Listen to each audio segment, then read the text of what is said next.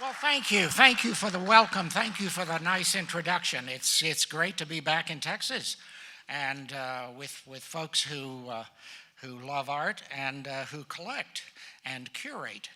And but before I get started, I want to say a few more words of thanks, because you don't do this kind of business of research and writing and publishing and curating without help from a lot of people.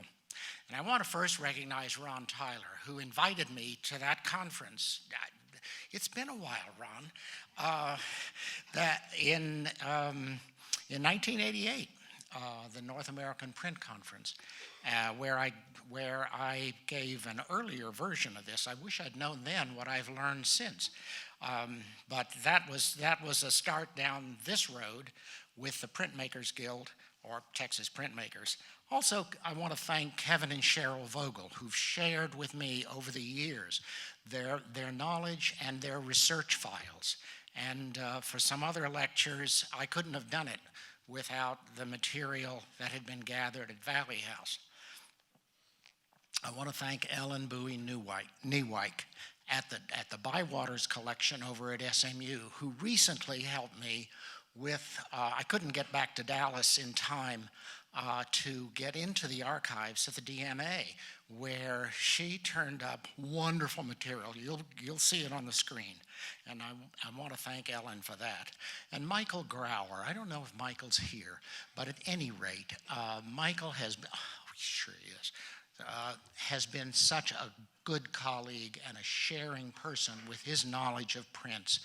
And I couldn't do it without you all. And lastly, but not least, my dear beloved Carol, who's been with me since we met at Trinity University in 1969. And she has read everything that I've written and edited and been at my side through lots of research trips. And I want to say, I love you.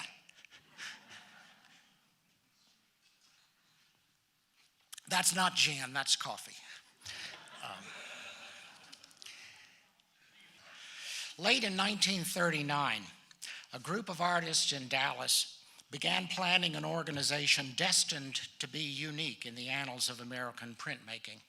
When they launched it the following year, naming it the Printmakers Guild, later renaming it the Texas Printmakers, and thus the confusion, their goals were to educate general viewers about graphic arts while showing and selling their prints as widely and economically as possible.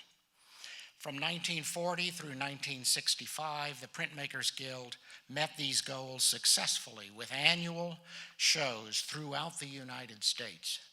And while the circulation of print shows was not unknown at the time, the Printmakers Guild still made history, as we shall see. The Guild was formed and run by artists who were engaged full-time in art education and the making of art. And most of them had earned undergraduate degrees with several majors, as well as graduate degrees, often at places like Columbia University, oh my gosh, the magic, Columbia University, the Art Students League in New York City. There's the Teachers College at Columbia. Next, Art Students League, the Art Institute of Chicago. We should see the Lions come up.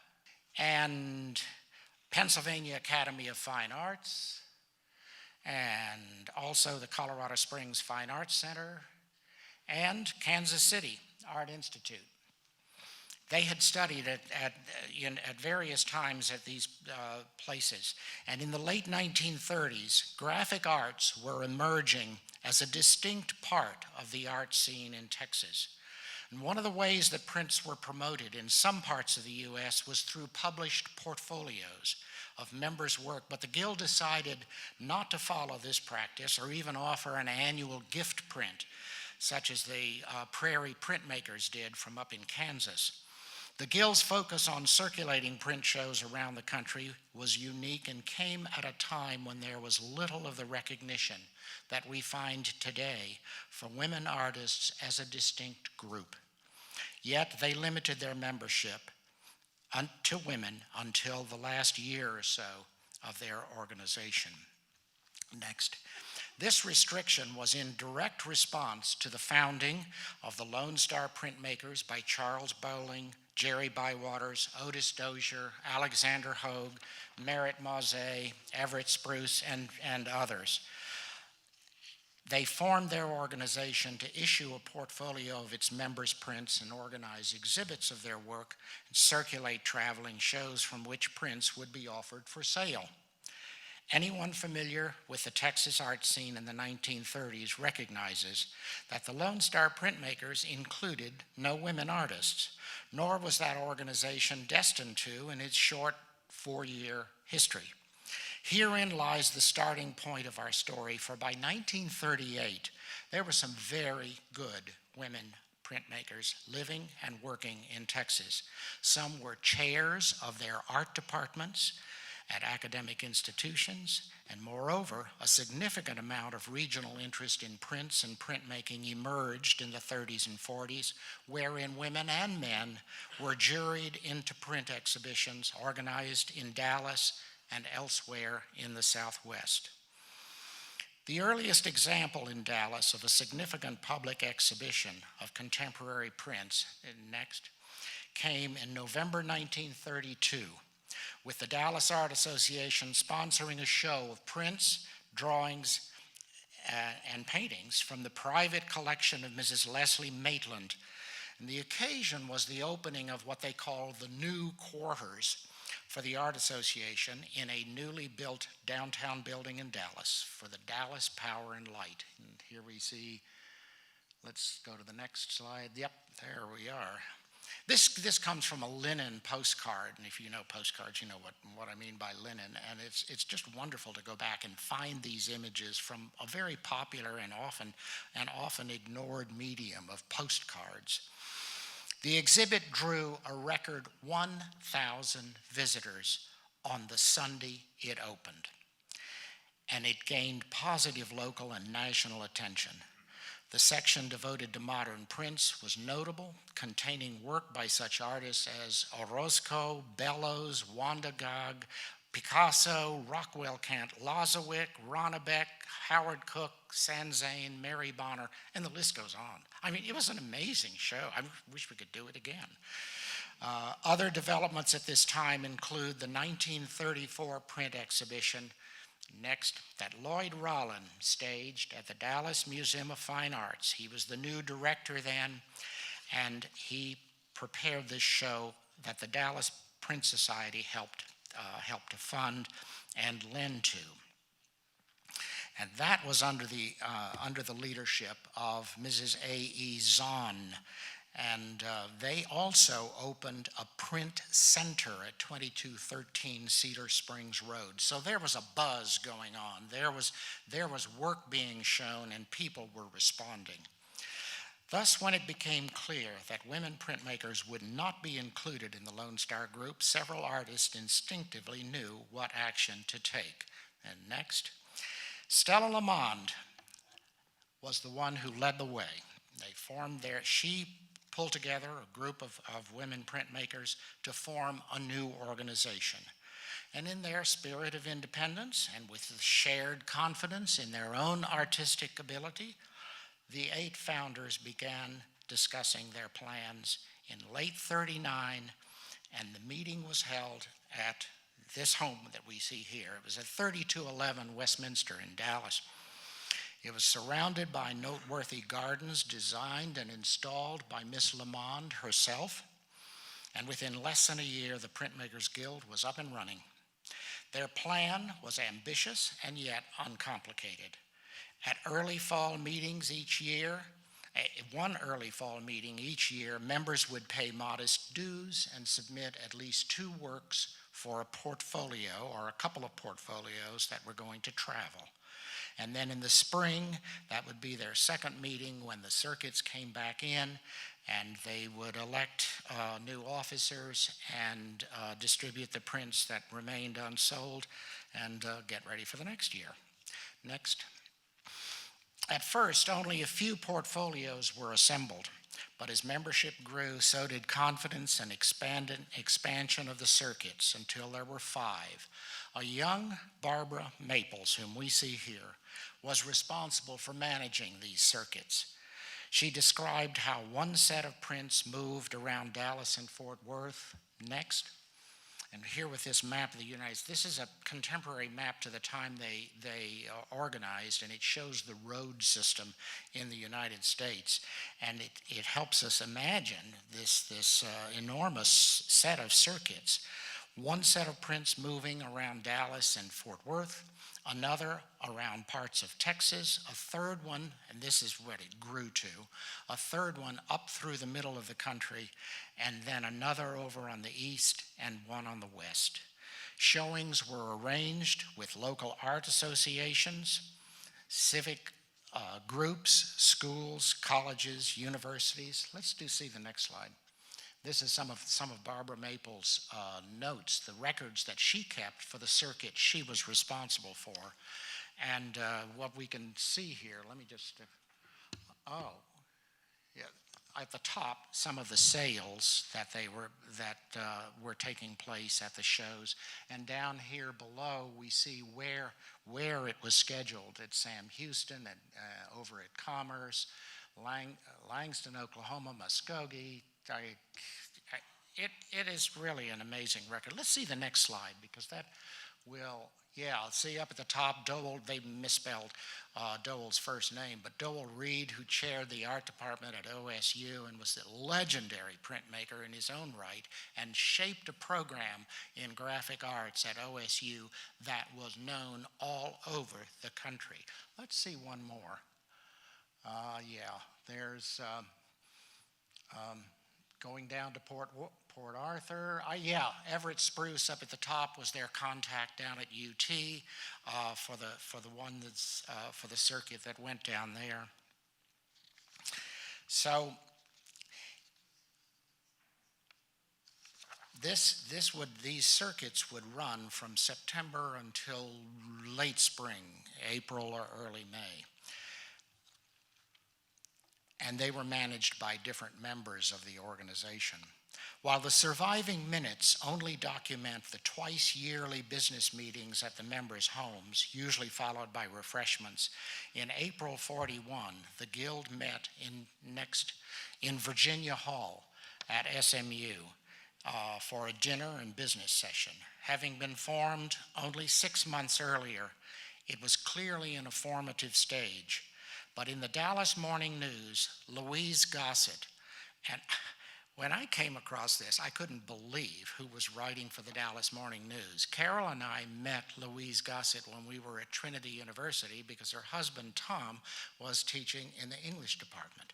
And they would invite graduate students over for coffee in the evening and discussions. But she, before moving down to Trinity, she had been writing for the Dallas Morning News.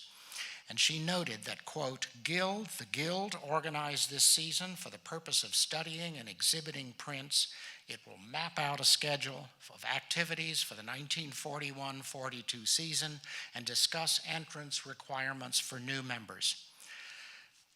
Well, within its first few months, it had already caught the attention of the press, both local and national.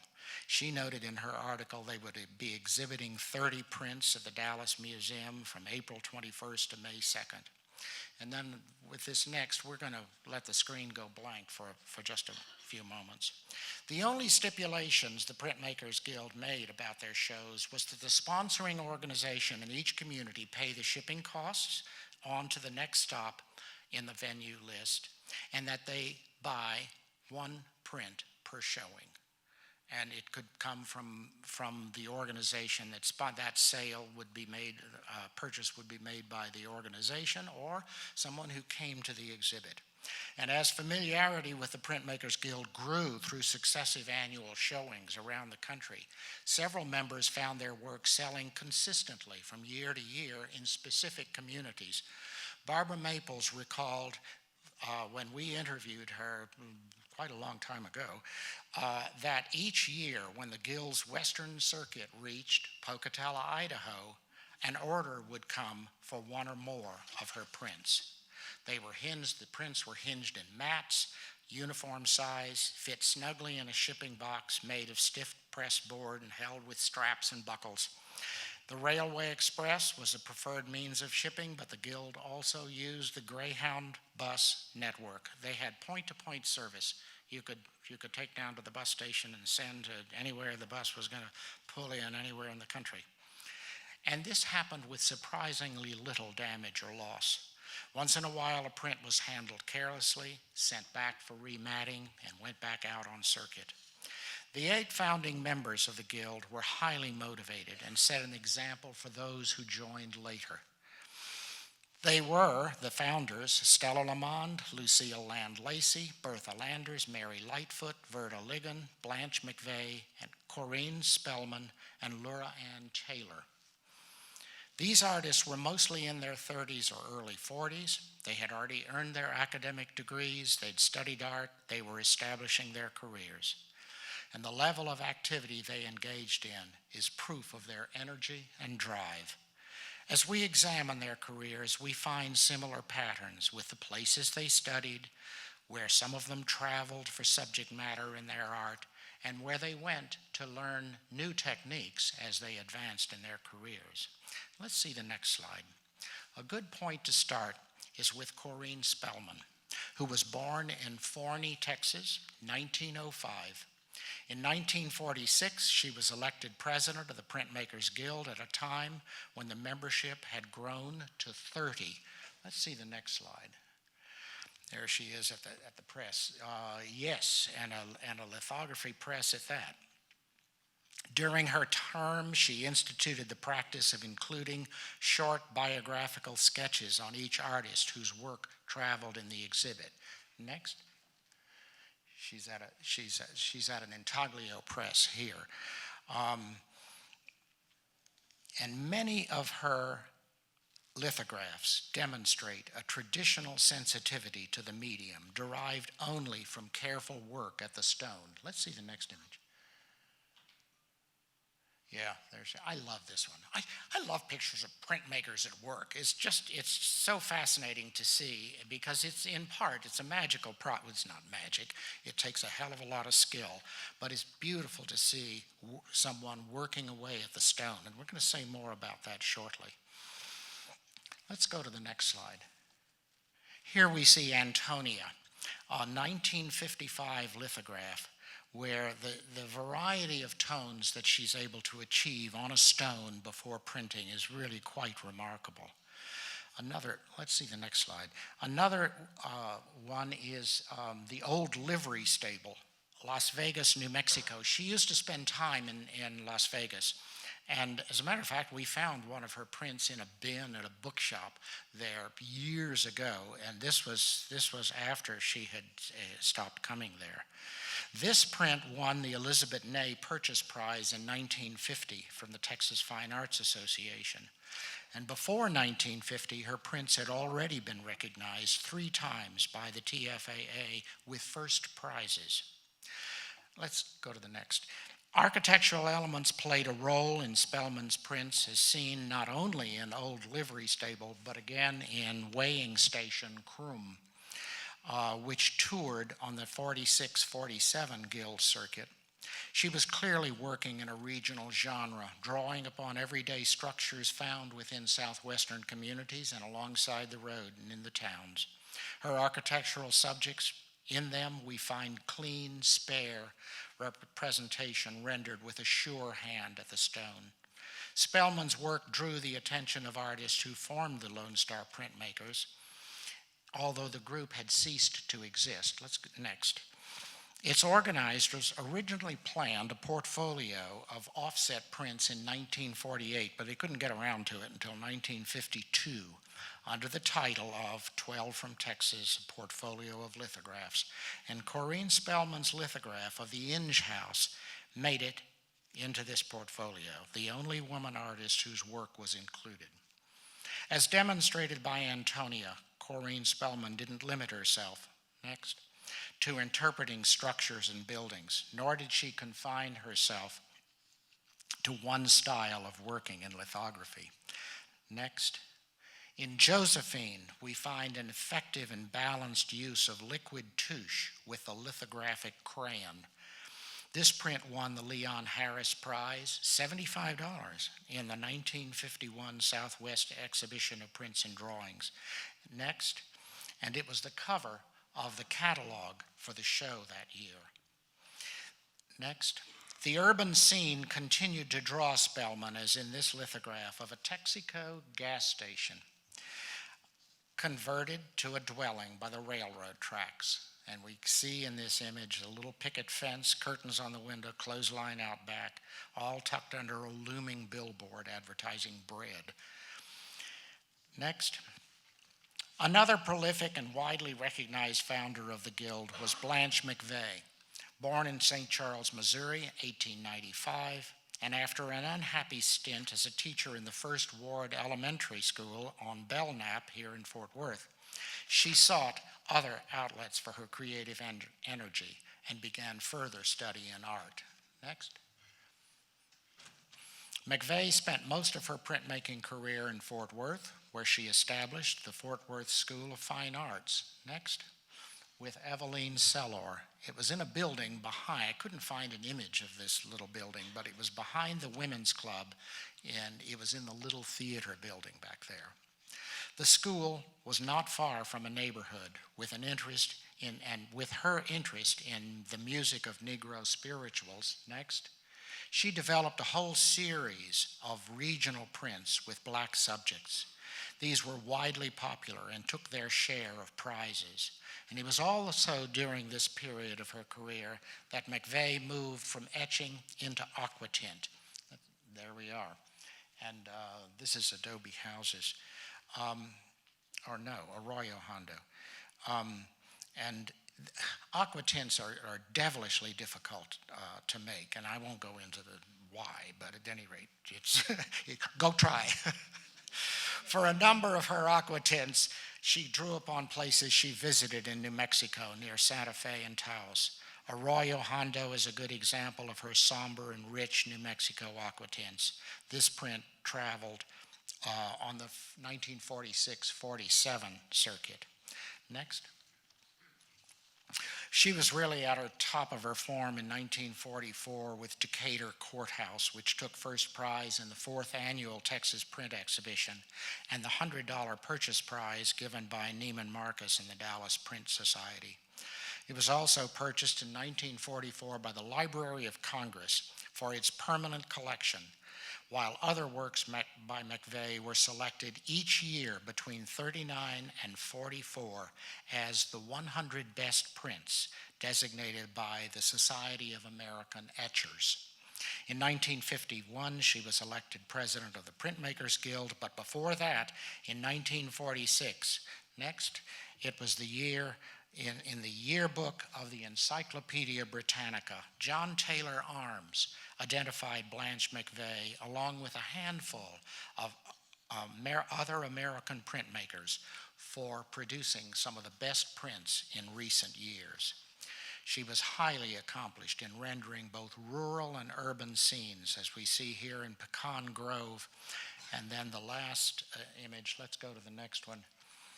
This is men working on West Lancaster. I hadn't seen this image until I was working over the past months on this presentation, and I just thought, oh darn, why didn't I find that when we were collecting? 30 years ago, when Carol and I were interviewing, next, surviving members of the Printmakers Guild, we called Bertha Landers, who by then was living in California. She told us she stopped making prints as long ago as the 1950s, but she was still working with watercolors. Landers told us how she met Lawrence Barrett at Colorado Springs through a strong recommendation from Otis Dozier, who was also teaching there. And she spoke of her concern about not being strong enough to handle heavy stones and print from them. Barrett was quietly reassuring, saying, "Don't worry, I'll take care of that for you." When the 1940 session ended and Bertha Landers headed back to Dallas to work at the Dallas Public Library, she arranged with Barrett to continue printing lithographs for her in Colorado Springs. She told us he would send her a stone freshly ground on both sides, packed in a special box so those surfaces never rubbed against anything. They were suspended in a way within this wooden box. And so she, on one stone, could make two images and have two separate prints that produced. And then she would send it back on Railway Express. Barrett would pull proofs, send them to her. They would talk on the phone. He would make adjustments and then print, usually in an edition of 25. And this is a routine that they followed for a decade. Let's go to the next. An excellent example of the results of this collaboration with one of the master printers at the time is Market Day, which took the Fort Worth Art Association Prize in the 4th Annual Texas Print Exhibition, 1944. Landers also worked with serigraphs. Let's next. Though much less than lithographs. She turned to serigraphy for ad infinitum, and she painted this image first and submitted it, not for sale, to the Corpus Christi Art Association for a juried show. And they called her shortly after it had arrived down there in Corpus Christi saying, "We want to buy it." Well, normally artists are very happy to hear that, but she told us she began to cry because it was a favorite image, and she couldn't refuse the museum. So what she decided to do was to render the image as a print. But there were difficulties during the printing process, and it limited the edition on this to 5. In another conversation, Ms. Landers mentioned her invitation to submit work for consideration by the National Museum of Women in the Arts, and identified this serigraph as one of the key prints that she included in the slide set that she submitted to Washington. During her association with the Printmakers Guild, it was she who recommended and then prepared a 3-page description of graphic processes that was included with each set of prints that went out on its circuit. So she wrote concisely and clearly about relief, intaglio, planographic, silkscreen printing, thereby strengthening the educational component of the traveling shows. Next. We've already referenced Stella Lamonde, the guiding spirit for the Guild's formation. She was born in Kentucky and taught at SMU after earning multiple degrees. Within 3 years of coming to SMU, she was named chair of the art department, a position which she held for 20 years. The influence of Lamonde's study at Cranbrook was significant, with its strong tradition in fine arts and fine crafts. Lamonde was especially interested in the integration of arts and crafts in the total environment of one's life, and believed that one's home, its gardens, its textiles, its ceramics, its paintings, its prints, should all function together in a cohesive manner. Next. Her range of interest in a variety of mediums is reflected in the diversity of her prints. In 1940 and 41, she was working in lithography, as we see here in Mission Church, Ranchos de Taos, and then next. And she also did still life color woodblocks, which are they take your breath away when you see these in the original. It's just beautiful to find work like this from the hands of a master. By 1942-43, the membership in the Guild had grown from 8 to 15, with the addition of some printmakers with considerable range of skills. Next, one of these was Constance Forsyth, who had the good fortune of studying in the summer of 1932 at Broadmoor Art Academy in Colorado Springs with Boardman Robinson and Ward Lockwood. Later, when Lockwood became the founding chair of the new art department at the University of Texas, he invited Forsyth to join the faculty and launch a new program in graphic arts they hadn't had before. Carol and I still wish that our interest in prints had caught us earlier, because we could have easily walked across that campus in 1965, when first in graduate school down there, and met Connie Forsyth. I wish we had, because she was a printmaker's printmaker, a remarkable teacher, a lively faculty member, warmly remembered by her colleagues. And in 1980s, we met her sister. By that time, she was deceased. But her sister shared stories of Connie's years at UT, such as next, the happy occasion in 1956 when she acquired an amazing intaglio press from this house. Test question, whose house? You got it. Mary Bonner in San Antonio. Let's go to the next slide. There it is. I love it. This is a press made in the 19th century by a firm, Les Douilles et Filles. It's an etching press that Mary Bonner shipped home in the 20s after studying in Paris. And she used it there in San Antonio. And then after her death, the estate was being settled. And when the time, Connie, of course, was connected, and she heard about this availability of this press. And so this thin, petite Connie, with her cigarette in her hand, always that, gathered up graduate students to drive a truck to San Antonio, where they disassembled this press and they brought it triumphantly to the art department at UT for reassembly and use over the next decades. Let's see some of the prints that she made, and some of them were certainly made on this press.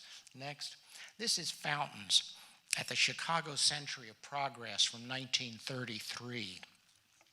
And then the next one is Evening Sky, 1955. I've just got to digress. When I was driving in this morning, I looked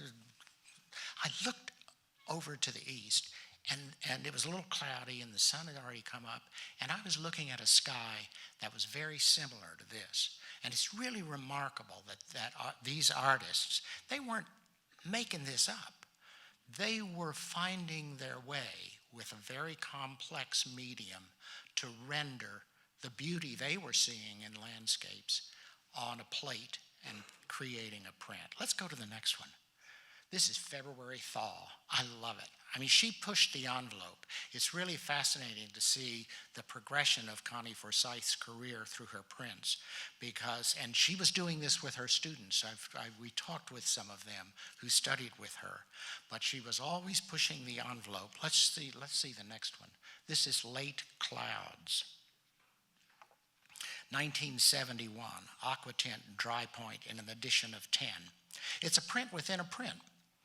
The color section was created on a separate plate, and then on a second drop, it was printed after the first drop was made with space for the plate inked in red.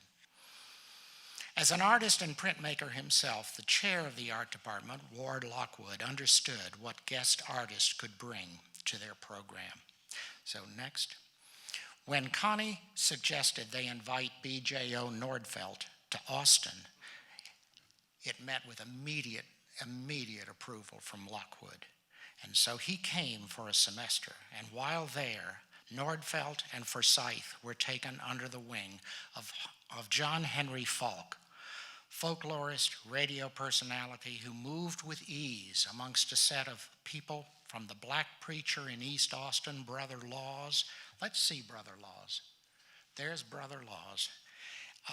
In East Austin, to J. Frank Dobie, Walter Prescott Webb, Roy Bedicek, and thanks to John Henry's introduction, both artists attended memorable evenings where Brother Laws was preaching, and they shared meals with the preacher and his family. And some excellent lithographs by Nordfeldt and Forsyth came out of that term when Nordfeldt was guest professor down at UT. If the name John Henry Falk doesn't ring a bell, I want you to look him up in some of Bill Moyer's published recollections or in the Handbook of Texas. And there you will see how Falk was blacklisted and soon thereafter fired by CBS from a popular radio broadcast career. He filed suit and won a major settlement. And I've just got to tell you, this is a little side note, when Maury Maverick the former congressman and mayor of San Antonio learned of the jury decision in favor of John Henry, he sent a telegram to his friend. It's just a brief, just one line, short message that I consider timeless. Congratulations. Keep the bastards on the run. Although, let's go to the next slide. Although men were not invited to join the Printmakers Guild until its last year, members had strong professional relationships with men in the arts and credited them for their help in their education and advancement of their careers. Barbara Maples, whom we saw earlier in a photograph when she was younger, she told us how Otis Dozier helped her through difficult time at Colorado Springs, where master printer Lawrence Barrett was teaching lithography. Barrett was a stickler for following traditional, painstaking techniques in lithography, and he required his students to work at the stone for several days to create one image, starting with a fine pencil, laying in the background very carefully, and only then could they pick up the next finest pencil to go into the next layer of the image. And the use of a lithographic pen could not come, or crayon, could not come until they had proven that they were adept at working on the stone with a pencil. Well, before arriving at Colorado Springs, Barbara had already worked in lithography at Merritt Mauzet's studio, and she quickly tired of Barrett's routines, and she considered quitting until she shared her frustration with Otis Dozier. Next. There's Otis. Dozier told her, go to the studio at night and work in different ways on the stone. And he gave Maples a list of experimental techniques to create lithographic images, highlighting by scraping through a layer of liquid touche with a razor blade or with other tools, and then working in the exposed area with a litho crayon or pencil. And she recalled that Dozier's list of these techniques was long, and along with it, he told her how to get into the studio after hours. And he cautioned her to put her stone away before she left in the wee hours of the morning. The enjoyment of lithography returned for Barbara, and when she came back to Dallas next, she started working once again in Merritt Mauzet's studio on the weekends. She told us about taking her portfolio on the streetcar out to the end of the line near Hillcrest and Daniel, walking the rest of the way to Mauzet's garage studio on Stanford. He was a very serious student of lithography, and he would later win a Guggenheim for the further study of its techniques. So not only did he teach Maples more about the medium, he also printed for her, as he did for a number of Dallas artists. Next. In time, Barbara built a cabin in Colorado not far from Cripple Creek, where she would work in the summertime and draw inspiration for such prints as Moonlight over Rosemont, Colorado, or next, Road to the Mountains. On her way from Dallas to Cripple Creek, she would stop off in Taos, where during the week of Fiesta, next, the Lions Club would set up Tio Vivo, a 19th century hand-cranked carousel discovered in an old barn in Penasco in the 1930s. And it still comes out every summer. And it was also the subject of other prints. There's a wonderful set of prints that somebody needs to pull together and exhibit, because Howard Cook was among many others who were captivated by Tio Vivo. Let's go to the next one. Among her block prints is Fruit, which traveled with the Guild circuit in 53, 54. And in other prints, her favorite cat, next, Nikki. Find Nikki. Nikki's in there. Nikki was a gift from Otis and Velma Dozier, and it was Barbara's favorite cat of all. And this is a silk screen, Nikki and the Philodendron. Yep. Next. Barbara Maples was also one of several artists in the Guild who enjoyed traveling in Mexico, where subjects for art abounded. Indeed, in the 1940s and 50s, Mexico drew many artists and teachers from the United States and amongst the Texas Printmakers or Printmakers Guild. It had this incredible scenic splendor. Next, ethnic diversity, thriving art scene, affordable travel. Her diary from the trip in 1941 with fellow Guild member Mary Doyle is a special treat to see in the archives at the DMA. Next. And I have Ellen Newhite to thank for locating these images and sending them to me. Let's see the next one. Yeah, entries for each day are dated and interspersed with photographs and sketches, printed mementos from the trip. Maples was well informed about the frescoes. Let's go to the next one. Painted by Diego Rivera and others, and she made a point of visiting the most significant murals in Mexico City and Cuernavaca. And the one on the lower right, I'm sure these are not very clear from your distance from the screen, but at any rate, lower right, Cuernavaca on the Borda fountains. Let's go to the next slide. And we're going to go to Elizabeth Walmsley, another key participant in the Printmakers Guild. She was invited to join soon after the founding of the organization. Born in Ohio, she came to SMU in the 30s. In 1946, she was elected secretary of the Printmakers Guild, and by 1949, elected president and served for 2 terms. Next. Lithographs like Near Downtown were printed by Merritt Mauzé. And next, Walmsley was another member of the Guild who enjoyed travel in Mexico, where she drew inspiration for this lithograph, Mexican Doorway. Her serigraphs, next, include Blue Mountains, which was still a favorite of the artist when we interviewed her. Next. Lucille Jeffries was invited to join the Guild shortly after it formed, but because she died so young, in her 30s, there's little information on her. We do know she grew up in Mission, Texas, in the Rio Grande Valley. She began her career at Mary Hardin Baylor, where she taught for 3 years, and in 1936 moved to Dallas to teach at Mount Auburn School. While I located no photographs of Lucille Jeffries, almost better than a good photograph is an undated watercolor self-portrait she titled, "Damn It to Hell, Woman." I love it.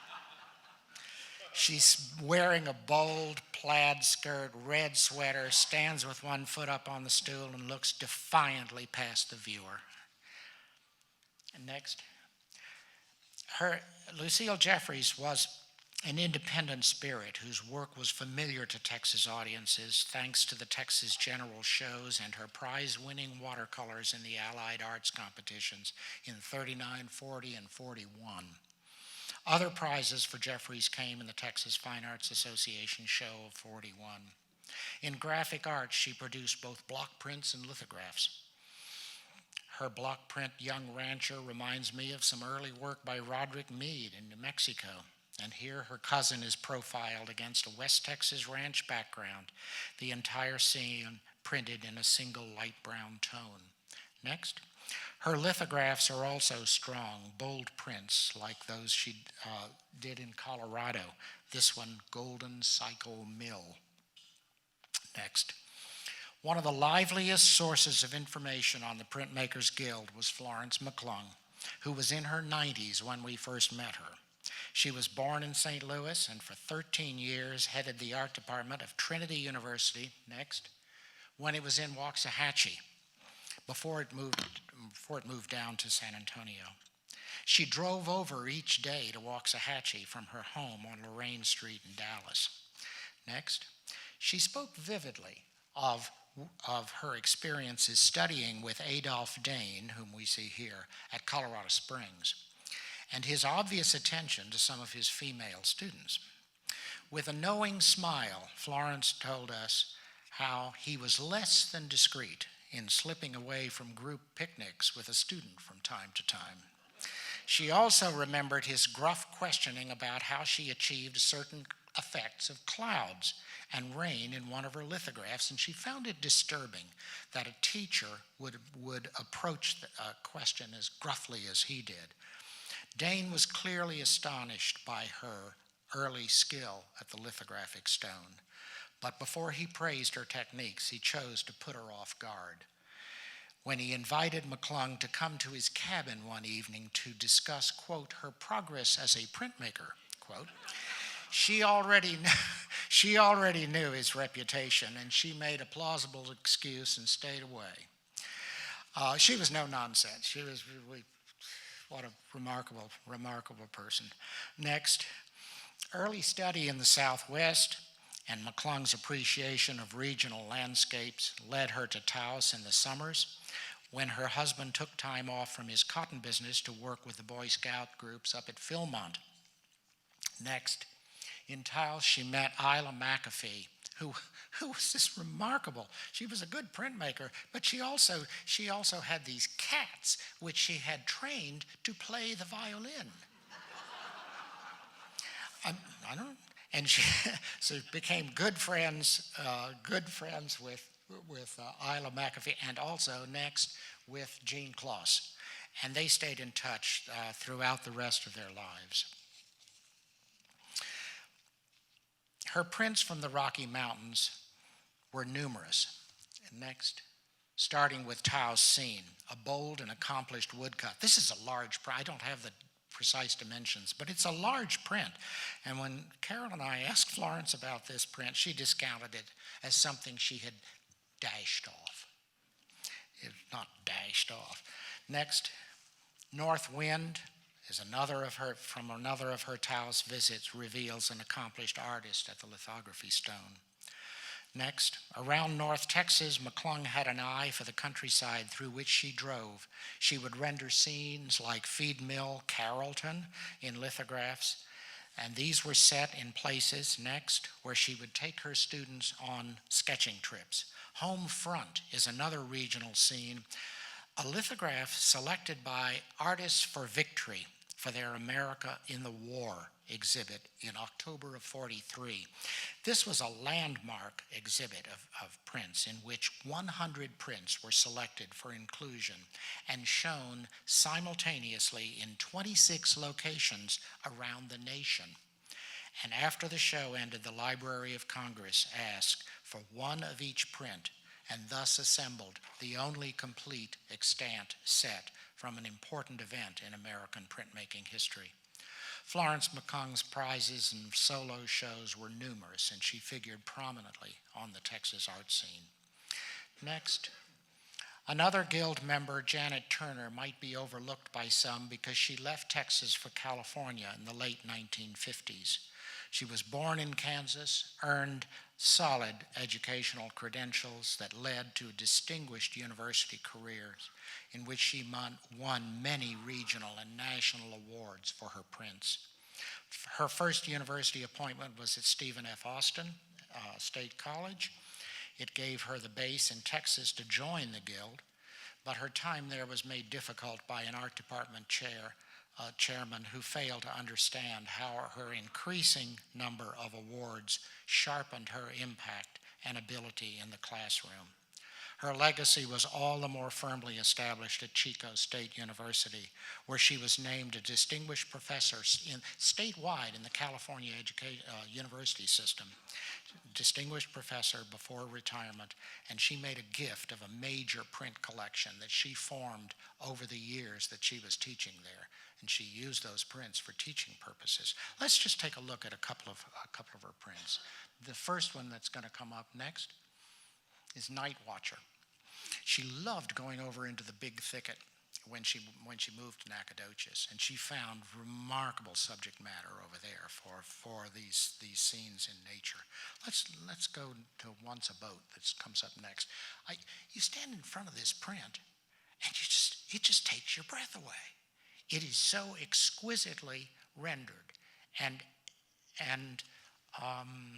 this one, I don't have time to go into all the prizes, but this one was winning prizes all along its life in that edition.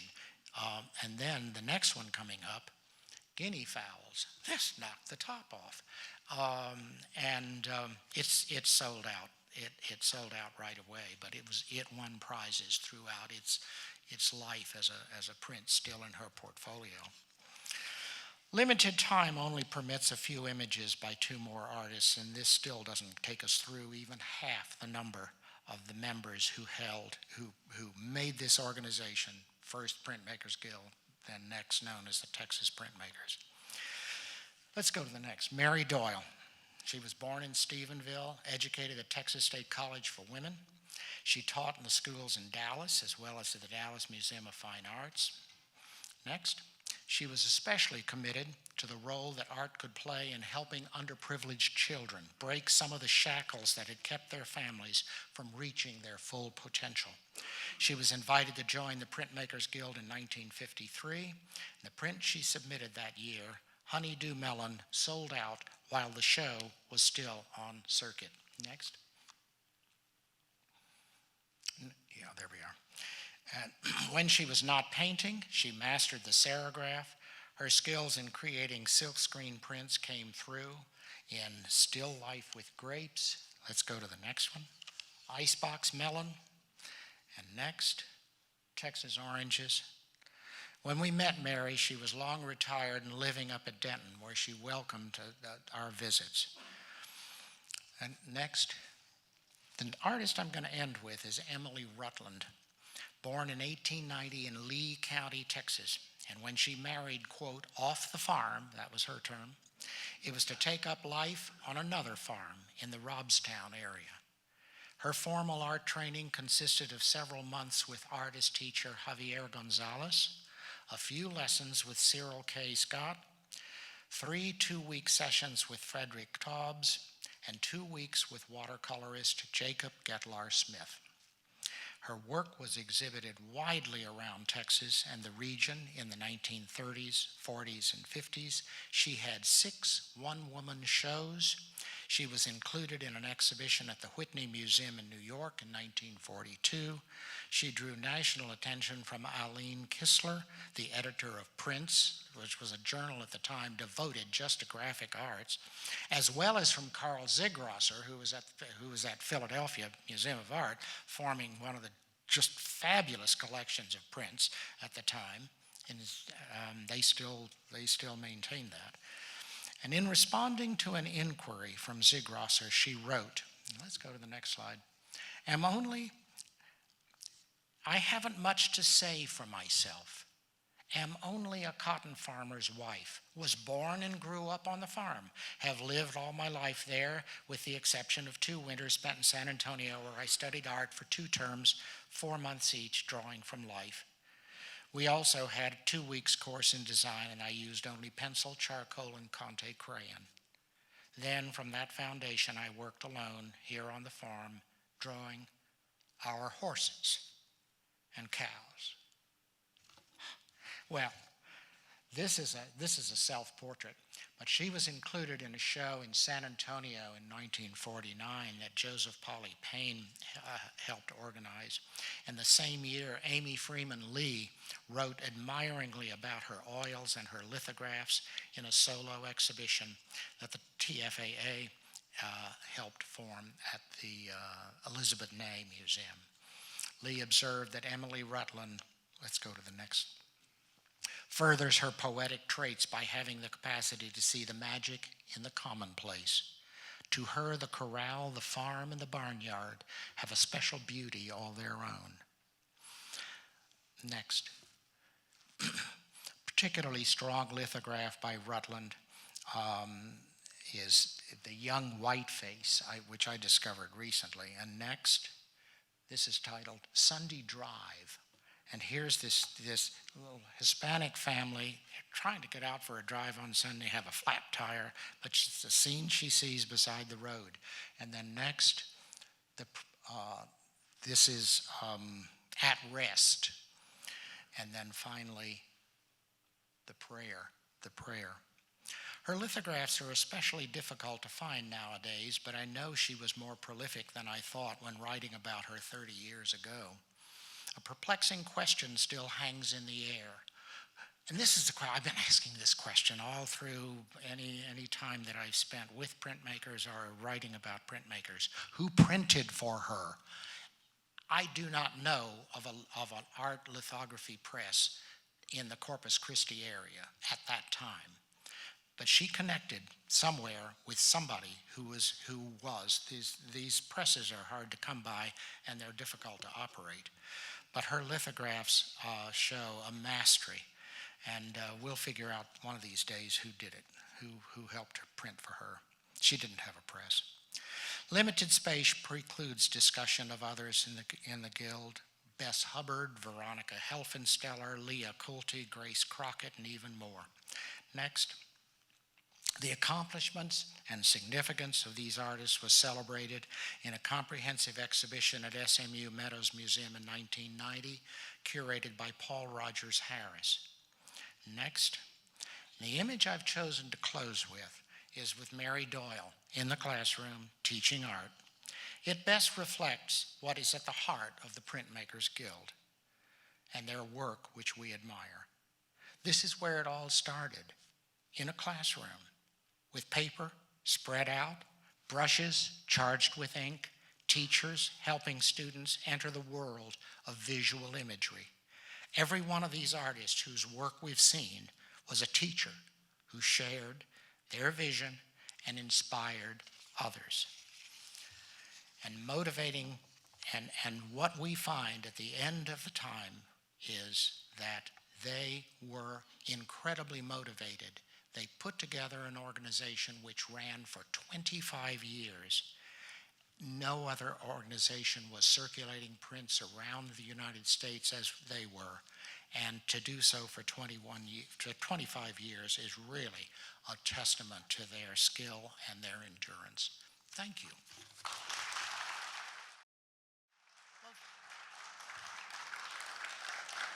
Thank you very much. It's wonderful to speak to people who really enjoy this kind of work and who have an eye for it and collect. So I have a few moments to take a question or two. Yes. David, the archives for many of the members of the Printmakers Guild, are they scattered in Texas, or have they been compiled somewhere collectively? They are scattered a little bit, but they're not scattered to the winds.